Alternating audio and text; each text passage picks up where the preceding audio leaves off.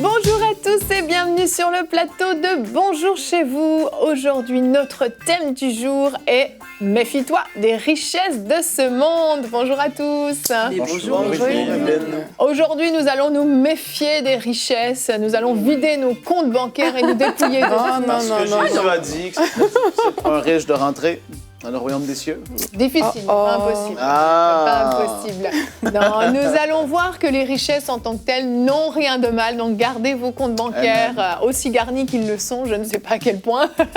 Et nous allons surtout voir que les richesses, l'appât du gain peut nous amener à faire certains compromis, certaines choses qui vont avoir des répercussions parfois jusque dans notre éternité. Donc ça vaut la peine de s'en méfier. Et Anne, tu vas faire une rubrique flashback aujourd'hui. Oui, je vais vous raconter l'histoire très inspirante de Sadhu Sundar Singh, qui était un Indien qui vivait au début du XXe siècle et qui a été vraiment une figure marquante de l'Église indienne. Et justement, dès le début de sa conversion, il a été confronté à ce choix, parce qu'on lui mettait sous le nez toutes les richesses et le pouvoir qu'il pouvait avoir en restant dans sa classe sociale, mais il a préféré de suivre Jésus-Christ. Alléluia, tu le connais bien, toi. Sadhu, c'est l'un des premiers livres chrétiens que j'ai lu après ma conversion. Et je me disais, mais qu'est-ce qui ressemble à Jésus ? C'est fou. Ah, ça nous met l'eau à la bouche. Tu m'en as souvent parlé. Donc, quand Anne, tu m'as proposé cette rubrique, j'ai dit oui tout de suite, c'est sûr. Bon, on va voir tout ça en deuxième partie d'émission. Avant ça, on va commencer avec toi, Aurélie, dans la pensée du jour.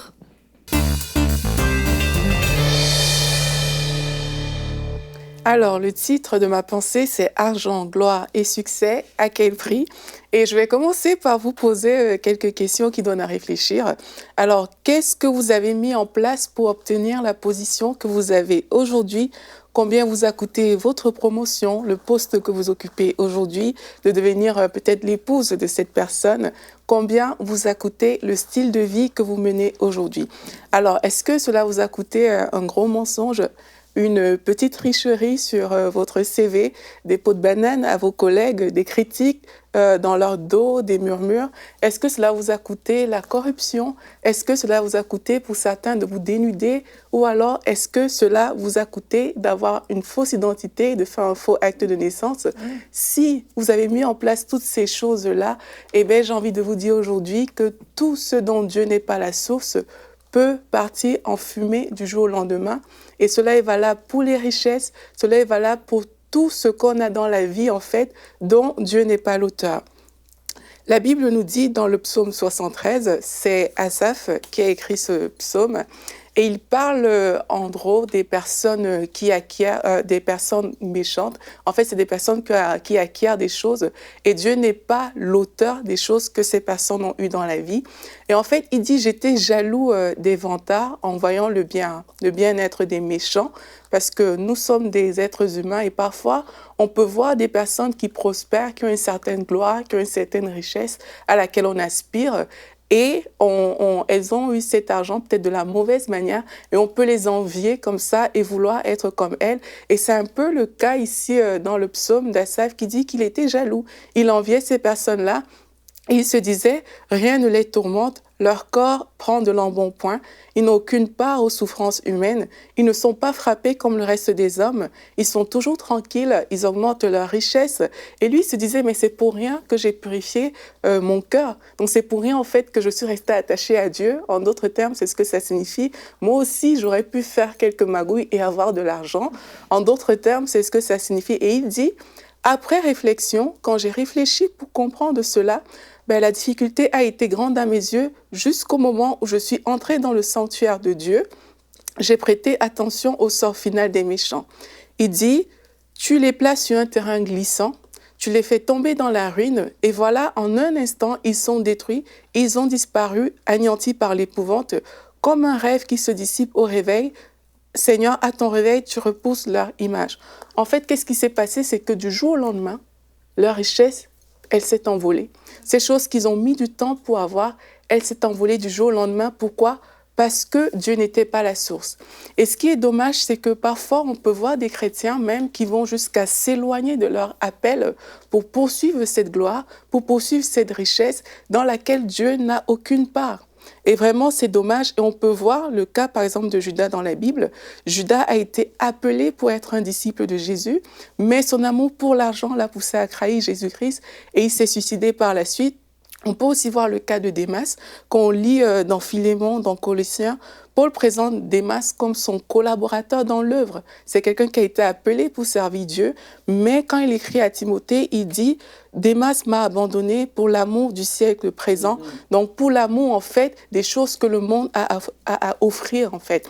Et aujourd'hui, je vous encourage que cela ne soit pas votre histoire. Ne vous laissez pas détourner par les richesses de ce monde. Ne vous laissez pas détourner par tout ce que le monde peut vous offrir. Je vous encourage à marcher dans l'intégrité. Les richesses en soi ne sont pas un problème, comme on a dit, mais marchons dans l'intégrité, marchons vraiment dans la direction que Dieu a choisie pour nous. Et peut-être vous me regardez, vous vous dites, mais moi j'ai déjà franchi ce cap-là, moi je suis déjà allé un peu trop loin. Je veux vous dire aujourd'hui, il n'est pas trop tard, il n'est pas trop tard pour revenir à Dieu, il n'est pas trop tard pour avancer avec lui parce que la vraie richesse, la vraie gloire se trouve en Jésus-Christ, lui seul. Oh, amen, amen, ça c'est vrai. Et il ne faut pas qu'on l'oublie, ça doit être un peu comme un garde-fou dans notre vie. Notre richesse, notre plus grande richesse, qui vaut plus que l'or, l'argent, les diamants et tout ce qu'il y a sur la terre, c'est Jésus-Christ. Parce que c'est lui qui nous donne la vie éternelle, c'est lui qui nous donne tout ce dont on a besoin. Et on a en lui cette assurance, en fait, de ne jamais manquer de rien dans ce siècle présent, mais aussi après. Et c'est notre espérance. Et certains l'oublient. Et ça peut paraître fou quand on voit la première partie de ta pensée où tu poses des questions aux gens, de se dire, mais est-ce que certains font vraiment ça ? Accepter des pots de vin, accepter de faire des choses illégales pour avoir une promotion, etc. Mais dans certains milieux professionnels, c'est monnaie courante. C'est même la façon dont on progresse. Pour avoir un meilleur poste, il faut tricher, il faut écraser les autres, il faut mal se comporter, etc. Et c'est tentant. C'est tentant quand on a une certaine ambition professionnelle, on a fait certaines études, on a des plans, des projets, et même en tant que chrétien, on peut être tenté par ces choses-là, parce que peut-être c'est le seul moyen même de progresser dans certaines entreprises. Et c'est difficile, mais on va regarder les conseils que Paul a donnés à Timothée dans notre verset du jour. Conseils qu'il nous donne à nous aussi également. Aux riches de ce monde, ordonne de ne pas être orgueilleux et de ne pas mettre leur espérance dans des richesses incertaines, mais dans le Dieu vivant qui nous donne tout avec abondance pour que nous en jouissions. Donc on ne nous parle pas ici d'être pauvre et malheureux et de manquer de tout, au contraire. Celui qui nous donne cette assurance, c'est Jésus-Christ, comme tu l'as dit Aurélie, et on voit dans ce verset, Aurélie, que les richesses de ce monde sont complètement incertaines en fait. Exactement, non seulement elles sont incertaines, mais elles sont aussi éphémères. Et on aurait pu lire tout le livre d'Ecclésiaste, parce qu'il explique bien ces choses-là. Et d'ailleurs, même dans Ecclésiaste 2, en fait, il faut savoir que lui, il a connu la richesse et donc il sait de quoi il parle. Et il dit, j'ai amassé de l'argent, de l'or, des richesses des rois et des provinces. Je me suis procuré des chanteurs, des chanteuses et ce qui fait le plaisir des hommes, des concubines en quantité. Je suis devenu grand, plus grand que n'importe qui avant moi à Jérusalem, sans perdre ma sagesse. Je n'ai rien refusé à mes yeux de tout ce qu'ils réclamaient. Je n'ai privé mon cœur d'aucune joie. Je me suis réjoui par tout mon travail. Et il dit, c'est toute la part que j'ai retirée. Puis j'ai réfléchi à tout ce que mes mains avaient entrepris, à la peine que j'avais eue pour le faire. Et j'ai constaté que tout n'est que fumée et revient à poursuivre du vent. Donc voilà quelqu'un qui a eu tout en fait. Il a eu tout ce que les gens recherchent parfois dans le monde. Il a eu tout ce que quelqu'un peut désirer. Il ne lui manquait rien. Quand il se tournait à gauche, il avait tout. À droite, il avait tout. Et on aurait pu, juste si on le voyait aujourd'hui, on aurait pu dire « Waouh, qu'est-ce que j'envie cet homme-là. Vraiment, rien ne lui manque. Vraiment, Dieu l'a béni. Il est prospère. » Ça, c'est ce qu'on aurait pu dire en le voyant. Mais il dit que quand il a réfléchi et il constate que tout n'est que fumée et revient à poursuivre du vent. Mais ça veut dire en fait que les richesses de ce monde en soi ne peuvent jamais nous rassasier, elles ne peuvent jamais nous combler, elles sont incertaines parce que du jour au lendemain, on peut tout perdre. Mais par contre, quand on a Christ avec nous. Lui, on ne le perd pas. Amen. Lui, il est là. Mais la richesse, elle s'envole comme la fumée. S'il y a des personnes qui mettent leur richesse dans leur entreprise, mais il suffit, je ne sais pas, un truc se passe en bourse. Crash boursier, oui. Voilà, et puis voilà. c'est fini. L'entreprise pour laquelle vous avez travaillé, vous êtes battu tout au long de votre vie, elle part en fumée. C'est pour ça qu'on ne peut pas se confier dans les richesses. Notre confiance se trouve en Dieu. Et c'est Dieu qui... En fait, c'est Dieu notre richesse. Amen. C'est lui notre gloire. C'est lui notre espérance. C'est lui notre avenir. Et c'est en lui, en fait, qu'on choisit, en fait, d'investir. Oui. Il y a un proverbe qui dit « Poursuis pas les richesses et n'y applique pas ton intelligence ». Donc le problème, c'est pas d'avoir des richesses. Le problème, c'est où est notre cœur. Exact. Et puis le problème aussi, c'est de savoir si c'est Jésus qui est en premier, qui est sur le trône. Et puis quand tu disais que les richesses, surtout les richesses mal acquises, de toute façon, sont très volatiles, ça me faisait repenser à un exemple. Je me souviens avoir entendu l'histoire d'un très très très riche homme d'affaires au XVIIIe siècle. Il était tellement riche qu'il est devenu à un moment donné plus riche que l'État français. Wow. Il a même prêté de l'argent au roi parce que l'État français était complètement ruiné par toutes les années de guerre, les constructions de Versailles et tout ça. Et en fait, cet homme-là, il avait gagné son argent en faisant la traite des esclaves. Il avait amassé une richesse fabuleuse. Et il prêtait de l'argent au roi. Puis quelques années plus tard, le roi était jaloux, il l'a mis en prison, il lui a confisqué toutes ses richesses, et cet homme-là a fini sans enfant, ruiné, en prison, et tout s'est envolé. Et quand j'ai écouté cette histoire, je me suis dit, de toute façon, Dieu est souverain. Et les richesses mal acquises, de toute façon, ne profitent pas, c'est un proverbe, richesses mal acquises ne profitent pas. Amen. Alors, si on se confie dans les richesses de ce monde, on est bien incertain de l'avenir, parce qu'elles ne font que passer, elles sont très, très, très éphémères. Ça, c'est vrai. L'apôtre Jean dit dans 1 Jean chapitre 2, le verset 16, « Car tout ce qui est dans le monde, la convoitise de la chair, la convoitise des yeux et l'orgueil de la vie, ne vient point du Père, mais vient du monde. Et le monde passe et sa convoitise aussi, mais celui qui fait la volonté de Dieu demeure éternellement. Il a tout mis en 3 catégories, convoitise de la chair, des yeux et l'orgueil de la vie. Et toutes ces choses-là, quand tu t'attaches à ça, ces choses-là, tôt ou tard, vont passer. C'est pour ça qu'elle a dit, il y a des crashs financiers, des gens qui se tuent. Oui. Parce qu'il n'y a plus rien. Pourquoi est-ce que je vivrais? J'ai perdu ma maison, tout ce que j'ai construit. Et ça revient à ça. Ta joie que tu as, la joie de ton salut, personne ne peut l'enlever. Oui. Personne ne peut l'enlever. Quand tu vas à l'église et tu vois la personne qui est à côté de toi, qui pourtant a tellement moins d'argent que toi, et cette personne-là danse et se réjouit devant le Seigneur le dimanche matin, et toi, tu es là et tu as l'air de frustré, mais tu dis, mais ta joie, elle vient de où? Oui. Exactement. Et ça, on ne peut pas nous l'enlever. Amen. Au plus profond de nous, et c'est pour ça qu'on a fait des émissions sur les chrétiens persécutés, toutes ces choses-là. Non, c'est pas ça qui fait notre joie, c'est vraiment la joie du salut, connaître le Seigneur Jésus, ça revient toujours à ça. Toutes ces choses-là vont passer, tout va passer, comme ça, tôt ou tard. Mais ceux qui ont fait la volonté de Dieu vont demeurer éternellement. Amen. On doit vraiment, en tant que chrétien, ne pas être comme les gens du monde. On n'est pas dans le même royaume, on n'est pas dans le même système de pensée. Et c'est vrai que tout autour de nous, à longueur de journée, dans le monde se mesure est-ce que tu es riche, est-ce que tu as réussi dans la vie, est-ce que tu es quelqu'un. Et ça a tendance à rentrer dans l'Église, dans nos mentalités. C'est pour ça qu'il faut vraiment ce qu'on se disait. Qu'est-ce que Jésus dit, lui? Et Jésus nous dit, comme on l'a dit, que la véritable richesse n'est pas cette richesse éphémère, cette richesse du monde, mais on doit avoir nos yeux fixés sur les richesses éternelles qu'on s'amasse là-haut. Et ça doit faire partie ça doit être vraiment enraciné dans notre cœur. Je ne suis pas sur terre pour m'amasser des richesses. Si les richesses viennent à moi, comme Abraham, comme Joseph, qui ne les cherchaient pas, elles venaient, la bénédiction, gloire à Dieu, et je serai libéral, je donnerai. Mais je ne dois pas chercher ces richesses ici-bas, je dois chercher à m'amasser des trésors là-haut. D'ailleurs, tu lisais le passage de Timothée, Paul qui disait à Timothée, recommande aux riches de ce monde de ne pas mettre leur espérance dans les richesses, etc., leur richesse, mais en Dieu. Mais il dit après, verset suivant, verset 18, recommande-leur d'être riches en bonnes œuvres afin de s'amasser un trésor solide. Amen. Oui. Et là, il parle du trésor au ciel. Et ça, on ne doit pas le perdre de vue. Et c'est pour ça qu'on ne doit pas être découragé en se disant « Ouais, je ne réussis pas autant que les autres réussissent peut-être, mais mon but n'est pas de réussir selon les richesses de ce monde.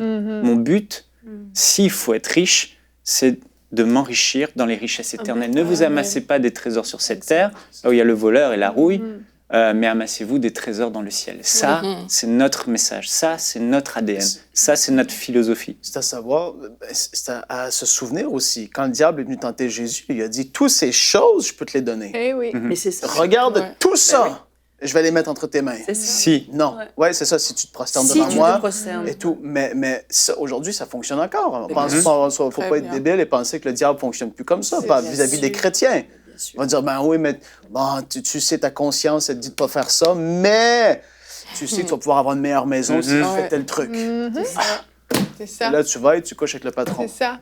Il y a C'est quoi ça? il y a un prix à payer, en Ouais. fait. Ouais, il y a un prix à payer et vraiment, il faut savoir en fait que Dieu est notre source. Ça, c'est vraiment quelque chose qu'on doit réaliser. Et Dieu, c'est notre Père aussi en fait. Et il veut notre bien. Et il faut qu'on arrive à sortir du système de ce monde. Il faut qu'on arrive à renouveler notre intelligence pour comprendre en fait que les voies de Dieu ne sont pas les voies des hommes. Il y a cette personne-là que Frank décrit par exemple, qui est dans une situation où on lui dit, ben c'est comme ça. Si tu couches pas avec le patron, ben tu n'auras jamais cette place. La place, elle est là, elle est à 2 doigts de toi, mais il faut que tu fasses ça. Et il y a d'autres personnes qui ont fait ça et puis ça a marché. Mais c'est important de comprendre que les voies de Dieu ne sont pas les voies des hommes. Parce que la façon dont Dieu fonctionne, Dieu est surnaturel. Dieu n'est pas naturel. Dans le naturel, il y a une façon de faire que tout le monde fait. On sait qu'OK, pour acquérir telle chose, il faut passer par ce canal. Mais Dieu n'est pas naturel. Dieu, c'est un Dieu surnaturel. Et quand Dieu fait quelque chose, c'est normal que ce soit différent de ce que le monde a à nous proposer, en fait. Parce que Dieu est Dieu. Donc, on ne peut pas juste se dire « Ah non, mais si je ne fais pas ça, peut-être je n'aurai pas d'avenir, ça ne va pas marcher pour moi. » Non, Dieu est notre source. Et en tant que source, il sait mieux que nous ce dont on a besoin. Et franchement, moi, j'ai envie de dire aux gens, quand on vous propose une position, il faut payer, il faut tricher et tout, c'est cette personne-là qui perd. C'est pas vous qui êtes en train de perdre quelque chose. Cette personne est en train de perdre quelque chose. Et il faut avoir cette mentalité-là de savoir que Dieu est tout-puissant et que peu importe les obstacles qui sont devant nous, peu importe ce qu'on a décidé de dire ou de faire, Dieu reste tout-puissant et Dieu peut donner au-delà de mes attentes. Dieu peut faire au-delà de ce que moi-même j'imagine. Et c'est vraiment avec cette mentalité qu'on doit avoir pour marcher dans l'intégrité, parce que, oui, le monde va nous proposer des richesses, comme on a dit, mais il va falloir tenir ferme, il va falloir marcher dans l'intégrité et savoir que notre Dieu est puissant pour déplacer toutes ces montagnes qui sont devant nous et pour nous donner le meilleur. Amen. Et même si on n'a pas, à cause de notre intégrité, ce qu'on aurait voulu avoir sur cette terre, une chose est sûre, c'est que Dieu récompensera pour l'éternité notre intégrité. C'est vrai. Amen. Amen. Et Il y aura une récompense pour ça. Important de le Et une dire. récompense éternelle. Ça vaut vraiment la peine que Ouais. quelques années de gloire sur cette terre. On va maintenant parler, comme tu l'as dit en début, d'un homme qui a accepté de renoncer à beaucoup pour suivre le Seigneur. On y va dans la rubrique Flashback.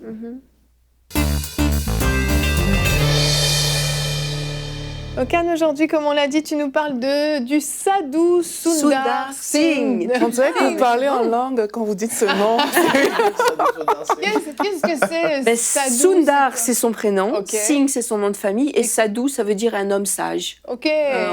C'est en, je sais pas si c'est en ourdou, ou en tout cas c'est une langue d'Inde. Ok. Donc on va pouvoir t'appeler Sadhu Anne Berceau. Ben non, c'est une femme, ça marche pas pour les femmes. Ah. En tout cas. Oui, donc c'est un personnage qui est important parce que dans le début du XXe siècle, il a été une figure majeure du christianisme et en particulier pour l'histoire d'Asie, pour l'Église d'Asie. Et il ne ressemble à aucun autre. Il a été d'ailleurs beaucoup critiqué parce qu'il sortait du schéma du missionnaire américain, évangéliste, standard, avec sa Bible sous le bras et son petit col blanc. Il avait vraiment une personnalité très particulière. Et Déjà, il avait un turban sur la tête. Déjà, il avait un turban. Et je vais vous expliquer pourquoi il a un turban sur la tête. Et c'est vrai qu'il a apporté sans relâche et sans compter sa peine le message de l'Évangile dans toute cette zone qui est l'Inde. Bon, on va peut-être voir une carte. Je vais vous montrer où était son terrain de jeu, son pâté de sable. Voilà, donc il est né au nord de l'Inde, dans le Pendjab, si vous connaissez un peu la région, donc à la frontière pakistanaise. Il a prêché jusqu'en Afghanistan, dans les villages de l'Himalaya, au Népal, et il est même descendu jusqu'au Sri Lanka. Vous voyez, Ceylan, tout au bout de la pointe indienne. Donc il a vraiment, au cours de sa vie, parcouru à pied des milliers et des milliers et des milliers de kilomètres. se consacrant à la prédication de l'Évangile. Alléluia. Et c'était vraiment un témoignage vivant de l'amour de Christ et de la simplicité de Christ. Il était vraiment réputé pour vraiment cette personnification de l'amour de Christ. Et en 1918, il était en train de prêcher dans une ville indienne qui s'appelle Trivandra. Et un missionnaire s'est exclamé « Personne n'a eu un impact aussi grand que cet homme dans l'église indienne ». Et même un missionnaire wesleyen décrivait la présence du sadhu en disant ceci « Il a une noble présence. Je n'ai jamais rencontré personne qui nous a fait autant que lui réaliser avec une telle intensité la façon dont notre Sauveur Jésus-Christ a vécu. » Et c'est ce que tu disais tout à l'heure. Il a vraiment personnifié l'exemple de Christ. Et il a dit ceci, Sundar Singh a amené à nous tous une vision fraîche de Dieu et de Christ, et beaucoup parmi nous réalisent à quel point par sa communion intime avec Jésus et son entière obéissance à sa volonté, il est devenu si semblable au Seigneur. Et Jésus, c'était son unique modèle, il n'en avait pas d'autre, et partout où il passait, les gens s'écriaient, il est vraiment comme le Seigneur. Wow. Et l'Esprit de Dieu était puissamment sur lui, et quand il parlait, les gens étaient saisis, convaincus que c'était la vérité. Et il était à la fois d'une très grande humilité, et il se dégageait de lui vraiment une grande noblesse. Wow. Et quand je dis qu'il était humble, il avait juste à lui ses vêtements et un petit Nouveau Testament en ourdou, hein, la langue qu'il parlait. Et il s'était dépouillé de tout. C'est tout ce qu'il avait. Et c'est tout ce qu'il avait. C'était ses uniques possessions, ça. Donc. C'était ses uniques possessions, et je vais vous raconter un peu plus tard dans ma rubrique comment il en est arrivé là, parce qu'il n'a pas toujours été dans cette pauvreté, dans cette simplicité. Après avoir été baptisé, il avait fait le vœu d'obéir et de servir Christ toute sa vie. Alors il s'est jamais marié, il était convaincu par l'Esprit de Dieu d'adopter la tenue des sadhus, c'est-à-dire les hommes sages qu'on respectait, qu'on écoutait pour leur sagesse. Et grâce à ça, le Saint-Esprit l'avait inspiré à faire ça, et grâce à ça, ça lui a ouvert toutes les portes de toutes les castes. Et on sait que la société indienne est très, très stratifiée, et on ne passe pas d'une caste à l'autre. Et grâce à ça, il a pu aussi bien parler aux intouchables miséreux qu'aux gens de la grande noblesse. Grâce à sa tenue de sa tenue de sadhu qui était reconnue et respectée. Okay. Et il a pu parler, oui, je vous dis, aux grands seigneurs du pays comme aux plus pauvres. Et moi, j'ai choisi de vous raconter son histoire ce matin parce qu'il était très résilient à la persécution. Parce qu'il a vraiment connu, comme l'apôtre Paul, toutes sortes d'épreuves et de persécutions dans une Inde du début du XXe siècle, et encore maintenant, qui est majoritairement hostile au christianisme. Oh oui. Mais ce qui m'a vraiment touchée, c'est vraiment comment il est arrivé au Seigneur, la façon dont il a connu Jésus, et puis ce qu'il a dû vraiment, à quoi il a dû renoncer pour suivre Jésus. Hein, il est né à la fin du 19e siècle au Pendjab, au nord de l'Inde, comme je vous ai dit. Et en ce début de 20e siècle, si vous vous souvenez d'autres rubriques que j'ai faites, on est en plein boom, on est en plein réveil spirituel, et l'Esprit de Dieu se répand dans plusieurs pays comme jamais de l'histoire de l'humanité. Hein, on sait qu'avant 1920, donc entre 1895 et 1920, il y a eu une trentaine de réveils spontanés de l'Esprit de Dieu, des effusions de l'Esprit de Dieu dans différentes parties du monde. En Chine, en Inde... On a vu à Los Angeles, en Norvège, il y a eu des réveils spirituels partout, spontanés. Et ce petit gars, il a 16 ans à l'époque que je vais vous raconter maintenant, il est aussi réveillé, touché par l'Esprit de Dieu, alors qu'il n'y a aucune raison qu'il y soit. C'est ça. Comment il est confronté à la parole de Dieu là-bas au Pendjab? C'est vraiment très surprenant. Écoutez ça. Alors, il fait partie d'une famille très riche, hein, une famille même de la haute société sikh. Hein, les Sikhs, c'est une religion du nord de l'Inde. Et son père est un riche propriétaire de la ville de Rampur, dans l'état du Patiala. On voyait, c'était au nord de l'Inde. Et il a été élevé dans le luxe. Hein. C'était vraiment une famille très bien nantie. Et chaque année, d'ailleurs, quand la chaleur devenait insupportable, ils avaient une résidence secondaire sur les contreforts de l'Himalaya. Ils allaient prendre le frais dans l'Himalaya. Okay. C'était une famille qui était riche. Il avait une maman qui était très instruite, une femme raffinée, talentueuse. Et cette femme était amie avec les dames de la mission presbytérienne. Alors, elle a mis son enfant très tôt à l'école des missionnaires américaines presbytériennes. Il était très instruit, ce petit bonhomme, il suivait partout sa mère et elle faisait en sorte qu'il soit très instruit, et elle lui a inculqué vraiment cet amour de la paix de cœur.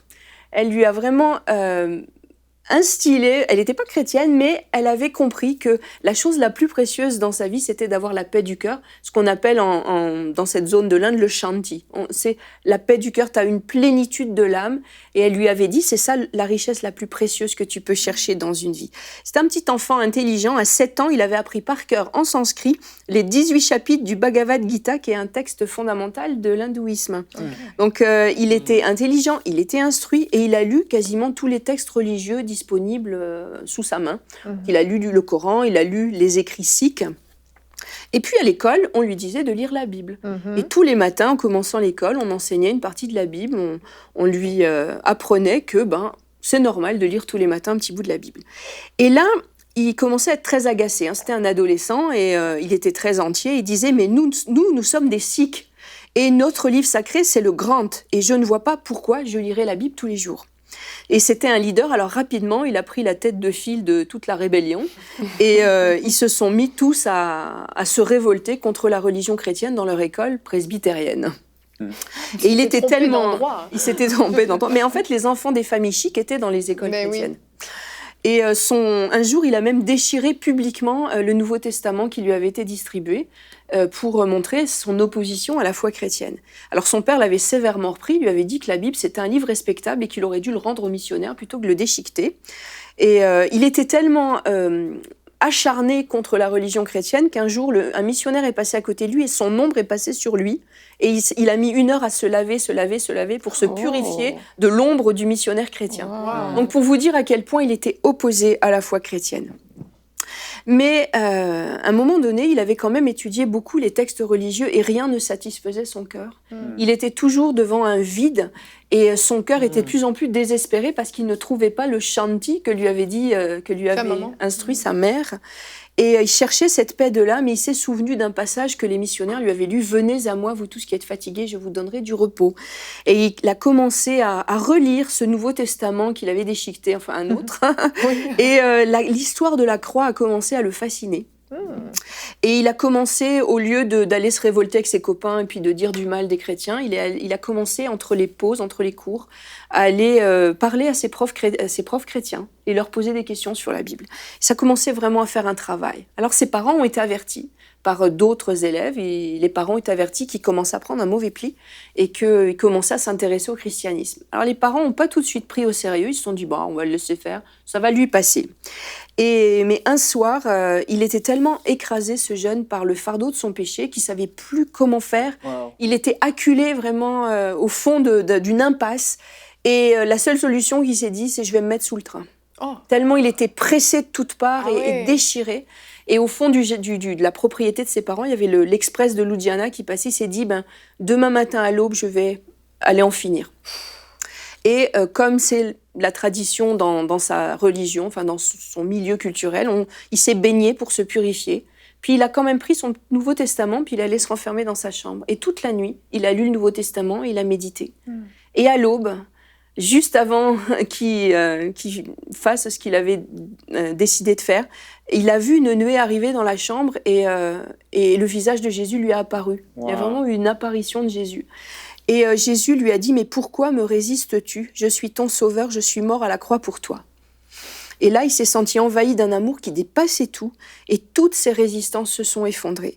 Et alors, il s'est dit « Mais c'est ce fameux shanti que je cherchais, cette plénitude de l'âme, cet amour qui se déverse. » Alors, il s'est relevé complètement transformé, et bien sûr, il n'est pas allé se mettre sous le train. Il était enthousiasmé par la rencontre qu'il venait de faire. Alors, il s'est précipité dans la chambre de son père pour lui dire « Papa, voilà ce qui m'est arrivé, j'ai rencontré Jésus ce matin, et voilà ce qu'il m'a dit, je suis devenu chrétien. » Et là, son père était comme assommé, il venait de se réveiller, il s'est dit « Retourne te coucher !» Mais il ne l'a pas pris au sérieux du tout. Mais Sundar, à partir de ce moment-là, ne va plus jamais relâcher la main de son sauveur. Il a 16 ans, là, c'est ça ? Il a 16 ans. Mais seulement, on est dans un milieu sikh, bourgeois, riche, et les 9 mois qui ont suivi ont été terriblement éprouvants. parce qu'il était obligé de rester chez ses parents, mais là, la persécution a commencé. Son frère, un de ses frères, a commencé à beaucoup le persécuter. Son père a tout fait pour le raisonner, pour qu'il abandonne sa foi chrétienne nouvelle, et il lui a dit qu'il apportait la honte à sa famille, il lui a rappelé son statut social privilégié, il lui a dit qu'une telle famille sikh de haut rang ne pouvait pas se permettre la honte d'avoir un de ses enfants chrétiens. Il lui a parlé aussi des grandes richesses dont il allait hériter. Il a 16 ans, l'âge adulte arrive à grands pas, il va hériter de grandes richesses et aussi de pouvoir. Il y avait des charges puissantes qui étaient associées à son statut social. Mais il n'y avait rien qui arrivait. Rien ne vainquait la foi de Sundar. Il restait de marbre. Alors son père lui a sorti tous les arguments, l'honneur de la famille, la disgrâce qu'accompagnait son choix. Et il était vraiment attristé de faire de la peine à sa famille, mais il tenait bon, il voulait rester fidèle à Christ.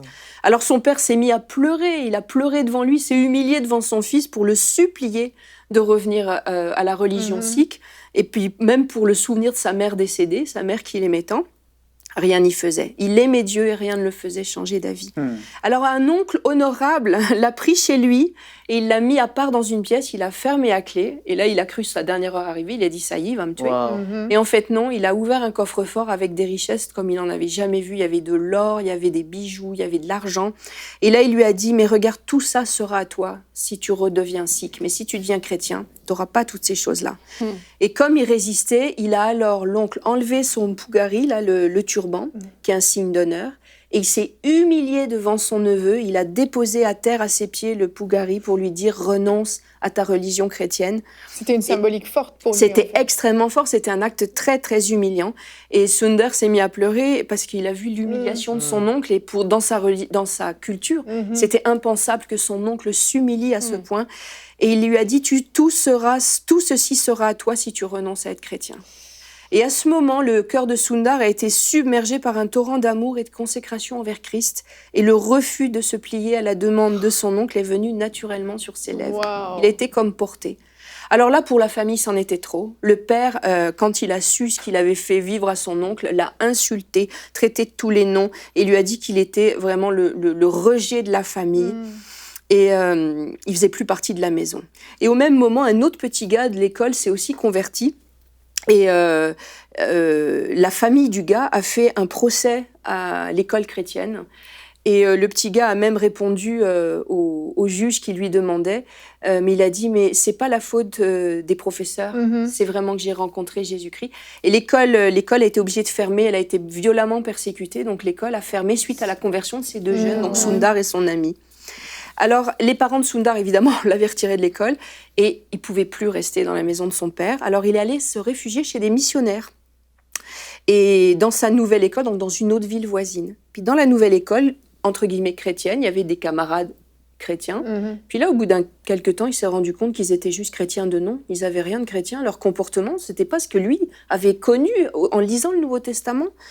Et il était écœuré, alors il est reparti chez ses parents.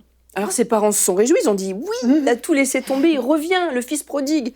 Et quand il a dit à ses parents que non, il renonçait pas à Jésus, alors là, ça a été vraiment la grosse déception. Et là, Sundar a fait quelque chose d'extrêmement audacieux. Il a enlevé son turban, il avait toujours son turban, il a enlevé son turban et il s'est coupé les cheveux. Et dans la religion sikh, c'est interdit de couper ses cheveux. Et quand tu coupes tes cheveux pour un sikh qui se convertit, c'est vraiment le pas ultime pour dire maintenant je m'engage avec Christ et il n'y a plus rien qui me retient à la religion sikh. Et là, il a vraiment officiellement et ouvertement renié sa religion et renié son héritage. Alors il est jeté dehors, exclu de sa caste, traité comme le dernier des derniers, et même on le faisait dormir dehors, il n'avait plus le droit de rentrer dans la maison, et on lui balançait à terre sa nourriture comme un animal. Alors il pleure, la croix est lourde à porter, mais rien ne le fait renoncer à Christ. Alors son beau-frère tente une dernière fois de le convaincre, il le retient chez lui, il le fait venir chez lui, et là encore, il refuse d'entendre raison. Alors le Raja de Nabha, qui est de dynastie royale, le convoque et le garde 2 jours chez lui pour essayer de le convaincre. Rien n'y fait. Alors là, il le fait comparaître devant l'Assemblée d'État, et en lui rappelant qu'il est un Singh, ça veut dire un lion dans la langue locale, et qu'en devenant chrétien, il deviendra un chien.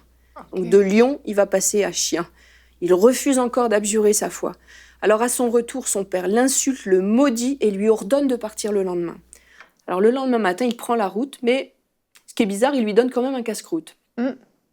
il mange le casse-croûte et en fait, c'est de la nourriture empoisonnée. Oh. Et quand il arrive chez le pasteur, il va se réfugier chez un pasteur et sa femme, il vomit déjà du sang, il est au plus mal. Et donc, ils appellent le médecin dit, il est fichu, c'est terminé, il passera pas la nuit. Alors, le pasteur et sa femme passent la nuit à prier pour lui. Et il se relève. Et le lendemain matin, le médecin passe pour voir comment ça va et il est stupéfait de voir que Dieu l'a relevé. Alors le médecin demande une Bible et se convertit et d'ailleurs par la suite dans les années 20 il est devenu un missionnaire aussi. Donc premier témoignage.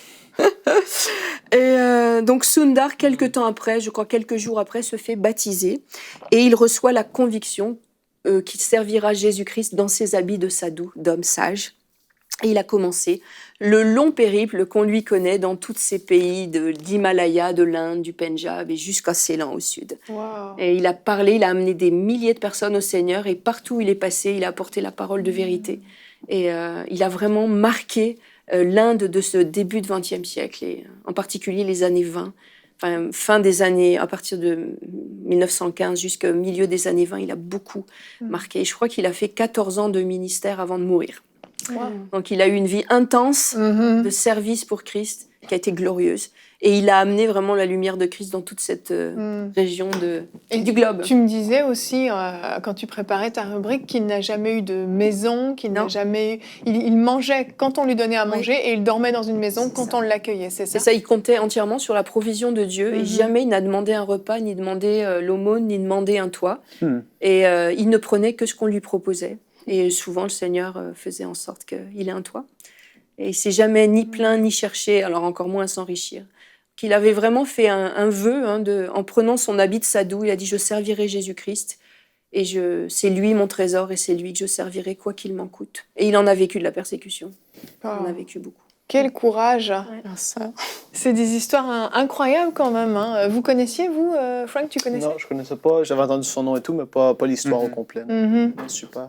Oui, je crois que son livre est en accès libre sur Internet, ouais, je pense, aujourd'hui. En PDF, oui. En PDF, peut-être même sur enseigne-moi.com, même CITV. En tout cas, on a des articles de lui, en tout cas. Ouais, je crois même son livre. Oui, c'est possible. Mais il a écrit, à la fin de sa vie, il a écrit pas mal de livres qui racontent, c'est ce que Jésus lui a fait vivre, et puis aussi des visions qu'il a eues puissantes. Donc il a été un écrivain, pas prolifique, mais il a quand même écrit des choses, donc on peut les lire. C'est passionnant et ça nous fait réfléchir parce qu'il a vraiment dû renoncer à tout. Ah ouais. C'est ça. Hein. Moi, quand j'écoute Anne et que j'entends sa vie, ce qui est formidable, c'est que quand tu vois un tel homme, tu vois Christ. En fait, il te ramène à Christ. Il te fait voir Christ. Et ça, c'est extraordinaire. Oui, vraiment. Et vraiment, ce qui impressionnait les gens quand il arrivait quelque part, c'était cette foi calme, noble et puissante. En fait, il n'était pas du tout extraverti, il criait pas du haut du pupitre, il était très calme, très posé, et il irradiait la paix de Dieu. Et ça saisissait tous les gens qui l'écoutaient. Ils étaient saisis par cette noblesse, cette foi, ce calme, cette paix qui ressortait de cet homme. C'était spectaculaire. Moi, je l'ai pas connu, j'étais pas encore sur la terre. Mais en tout cas, tout ce que j'ai lu de lui, ça tend dans le même sens. C'était vraiment un homme qui irradiait la paix de Dieu. Mais par contre, il a été beaucoup critiqué parce qu'il y avait des missionnaires qui voyaient d'un mauvais œil qu'il soit habillé comme un sadhu, qui gardent l'habit traditionnel parce que dans leur tête, tu deviens chrétien, donc tu adoptes la culture occidentale. Mais lui, il voyait pas pourquoi il laisserait sa culture locale. C'est ça, parce que lui, il avait vraiment un appel auprès des hindous, majoritairement. C'est vraiment là qu'il a porté du fruit. Vraiment. Et puis on voit que c'était vraiment conduit par Dieu, ce choix de garder l'habit traditionnel, parce que ça lui a ouvert énormément de portes. Exactement. Ah, c'est glorieux. Merci encore, Anne. Encore une fois, un flashback extraordinaire qui nous fait du bien. Et on se dit qu'on a du chemin. L'histoire de Christ est la plus enrichissante de toutes, c'est certain, mais c'est vrai, comme tu dis, quand on entend des histoires d'hommes comme ça, tellement d'humilité, tellement un cœur tellement attaché à Christ, un prix tellement fort payé, on se dit que finalement... Puis j'ai même une petite conclusion. L'école a été fermée, mais il y a quand même eu 2 conversions. Oui. Le petit ami a été aussi empoisonné par sa famille. Il est reparti avec le Seigneur, mais Sadhu Sundar Singh, il a prêché à des milliers de gens. Donc les persécuteurs ont fermé peut-être une école, mais Sadhu, il en a suffi d'un. Exactement. Sundar Singh, il en a suffi d'un pour aller évangéliser toute cette grande région de l'Himalaya. J'y ai pensé quand tu as dit l'école fermée, je me suis dit rien que pour le sadhu, ça valait la peine. Les persécuteurs s'acharnent, mais ils ne peuvent rien contre la puissance de l'Esprit de Dieu. Amen, amen. En tout cas, une émission qui fait réfléchir et qui nous fait encore plus sonder notre cœur. J'imagine que vous, à la maison aussi, vous avez sondé vos cœurs en écoutant non seulement la rubrique Flashback, mais aussi tout ce qui s'est passé avant, la discussion qu'on a eue. On voit que notre joie, notre paix ne doit pas dépendre de nos richesses. En réalité, les richesses sont éphémères, comme on l'a dit. Celles qui comptent, c'est les richesses qui sont amassées au ciel. Donc, je le redis, il n'y a rien de mal dans la richesse. Bien au contraire, dans ce monde, si on veut être capable aussi de pouvoir porter du fruit, porter des œuvres, on a besoin de finances, mais c'est une histoire de cœur. À quel point sommes-nous attachés à l'argent et à quel point surtout l'argent dirige notre vie. Donc, c'est des questions qu'on peut se poser, que vous pouvez vous poser à la maison. Et nous allons nous retrouver demain. Notre thème sera comment éviter les querelles. Et oui, les disputes, les querelles, ça existe même chez les chrétiens. Malheureusement, on va voir comment on peut éviter un maximum les disputes. Nous aurons la rubrique Pasteur, j'ai une question et culture et médias. Merci à vous tous de nous avoir suivis. On se retrouve demain et bonjour chez vous.